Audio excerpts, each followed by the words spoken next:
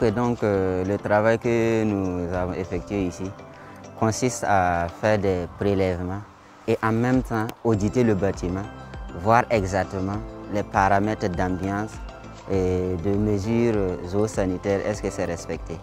Voilà, donc on a un registre qu'on essaie de voir, on observe, on voit si la distance entre les bâtiments s'est respectée et la litière, est-ce qu'elle n'est pas humide, est-ce qu'on a utilisé de la bonne litière. Tout ça, ça nous permet d'avoir une vision plus large, voilà, pour confiner et après le laboratoire notre diagnostic. Donc, à part cela, on fait des prélèvements sanguins. Voilà, on fait des prélèvements sanguins pour aller faire de la sérologie. Voilà, essentiellement, nous traitons 4 maladies qui sont les plus répandues ici au Sénégal. Les affections respiratoires.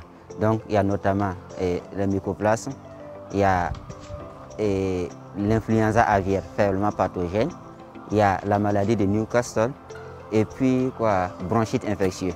Voilà, c'est ce qui me s'appelle. Donc, la bronchite infectieuse. Donc, quand on fait le prélèvement, le laboratoire permet d'avoir si on a des anticorps spécifiques dirigés contre ces 4 maladies dont j'ai cité. Au-delà de ça, mais ça ne nous permet pas de typer. Par exemple, si on prend la maladie de Newcastle, il y a jusqu'à 4 sérotypes, ce qu'on appelle sérovars. Maintenant, la sérologie nous permet juste de savoir que la maladie de Newcastle, il y a des anticorps dirigés contre la maladie de Newcastle qui est présent. Maintenant, pour savoir c'est quel sérotype qui est le plus répandu, voilà pourquoi on fait des prélèvements aussi pour la PCR. La PCR, c'est l'examen final qui permet de typer pour savoir exactement c'est quelle souche qui est à l'origine de la maladie. Ça va de pair aussi pour permettre aux firmes de savoir quel vaccin adapté au virus qui circule ici. Par exemple, on peut dire ce vaccin c'est contre la maladie de Newcastle. Là, mais on ne sait pas c'est quelle souche de maladie parce que comme j'ai dit, il y a 4. Donc, on peut par exemple prendre que c'est le sérotype 1 qui sévit ici alors que c'est le 2.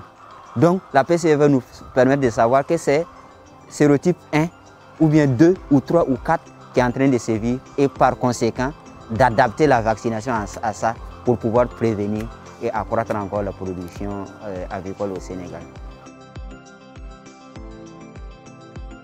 C'est le prélèvement au niveau du sinus occipital. Donc chez la volaille, on peut faire comme au niveau de la veine alaire, mais là-bas le sang n'est pas abondant, comme au niveau du sinus occipital. Maintenant, comment repérer la veine au niveau du sinus occipital? Vous regardez la base du cervelet.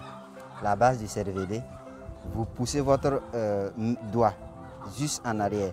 Et entre la base du cervelet et l'atlas, le premier vertèbre cervical.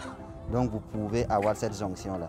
Et c'est dans cette jonction-là, vous pouvez facilement introduire votre seringue et puis faire le prélèvement sans souci. Voilà, donc voici, je suis là-bas comme ça. Attrapez. Donc j'essaie de plonger un peu.